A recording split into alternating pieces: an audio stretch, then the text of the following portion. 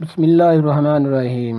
السلام علیکم سامعین، جائی آڈیو لائبریری کے تعاون سے آپ سماعت فرما رہے ہیں لبیک۔ آپ کی سماعتوں کی نظر کر رہے ہیں مجید احمد جائی۔ شیخ سعدی رحمۃ اللہ علیہ۔ پھر وہ شیخ سعدی رحمۃ اللہ علیہ کا واقعہ ذہن میں آ گیا۔ شیخ سعدی رحمۃ اللہ علیہ سفر کر رہے تھے، ساتھ ان کا گدھا تھا۔ ایک گاؤں میں پہنچے تو رات پڑ گئی۔ سردی کے دن تھے، رات بسر کرنے کا ٹھکانہ تلاش کرنے لگے۔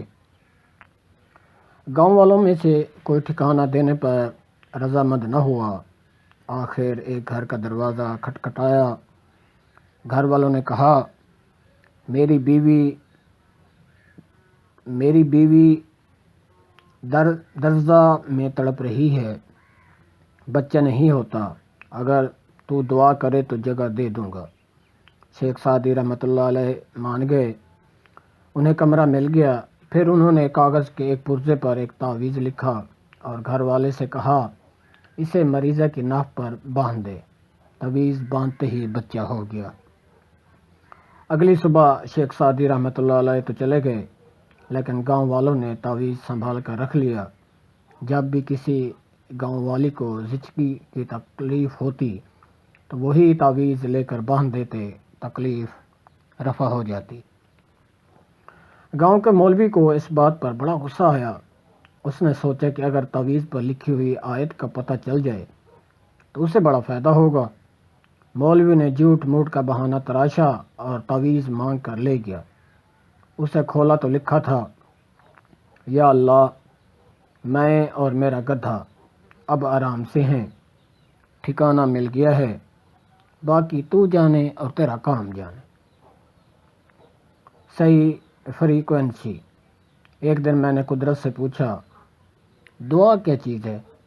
بولے، دعا صحیح فریکوینسی کو جاننے اور اس سے ہم آہنگ ہونے کا نام ہے۔ اگر آپ کے ریسیور اور ٹرانسمیٹر ٹھیک ہوں تو دعا ایک میکانیکی عمل ہے، پھر نامنظور کا سوال پیدا ہی نہیں ہوتا۔ پتہ نہیں اس روز منا میں خیمے میں گھومتے پھرتے ہوئے اپنے اللہ سے سرسری باتیں کرتے کرتے اتفاقاً میرے اندرونی ٹرانسمیٹر نے صحیح لینتھ وے کیسے پکڑ لی کہ کوٹھے کے والی سے میری سرسری بات دعا بن گئی۔ ابھی میں تیار ہو رہا تھا کہ قدرت میرے خیمے میں داخل ہوئے۔ ان کے ساتھ غنی تھا، وہ آفیسر جو سعودی عرب کی حکومت کی طرف سے شہاب صاحب سے رابطہ رکھنے کے لیے مقرر کیا گیا تھا۔ آپ قربانی دینا پسند کریں گے؟ قدرت نے مجھ سے پوچھا۔ اس میں پسند اور ناپسند کا کیا سوال ہے؟ میں نے جواب دیا۔ حاجیوں کی بھاری اکثریت قربانی دیتی ہے، وہ بولے، اگرچہ یہ امر مرضی پر موقوف ہے۔ تو میں دوں گا۔ میں نے کہا، یہ میری زندگی کی پہلی قربانی ہوگی، کیا آپ اپنے ہاتھوں سے قربانی دینا پسند کریں گے؟ میں سمجھا نہیں۔ میری طبیعت اچھی نہیں، قدرت نے کہا۔ میں نے غنی صاحب کو رقم دے دی ہے، یہ قربانی کا انتظام کر دیں گے۔ اگر آپ خود قربانی کرنا چاہتے ہیں تو غنی صاحب کے ساتھ قربان گاہ میں چلے جائیے، ورنہ انہیں رقم ادا کر دیجیے۔ میں نے قربانی کی رقم غنی صاحب کے حوالے کر دی۔ غنی کے جانے کے بعد قدرت بولے، ہمارا ارادہ ہے کہ مکہ شریف میں جا کر قیام کریں۔ حج کے ارکان اور واجبات ادا کرنے کے لیے ہم روز منا آ سکتے ہیں۔ آپ چاہیں تو ہمارے ساتھ مکہ معظمہ چلیں، چاہیں تو یہیں رک جائیں، جیسے آپ کی مرضی۔ میرا تجربہ ہے کہ جب کبھی ہماری دعا قبول ہو جائے تو ہمیں اس بات پر خوشی ہوتی ہے کہ دعا قبول ہو گئی، اور خوشی نہ ہو تو احساس شکر گزاری پیدا ہونے کا سوال ہی پیدا نہیں ہوتا۔ الٹا ہمیں یہ غم لگ جاتا ہے کہ قبولیت کے اس لمحے میں ہم نے کچھ اور کیوں نہ مانگ لیا۔ لیکن اس روز منا میں پہلی مرتبہ مجھے یہ احساس ہوا کہ میری دعا قبول ہو گئی۔ منا کا قیام میرے لیے اللہ نے منسوخ کر دیا۔ میرا دل شکر گزاری کے جذبات سے چھلک اٹھا۔ میرے دل سے جمروں کا خوف دور ہو گیا۔ اگر منا پر جمروں کا تسلط ہے تو پڑا ہو، میرے اللہ بھی تو مینا میں موجود ہیں۔ میں نے خوشی خوشی کنکریوں کی پوٹلی اٹھائی اور جمروں کی طرف چل پڑا۔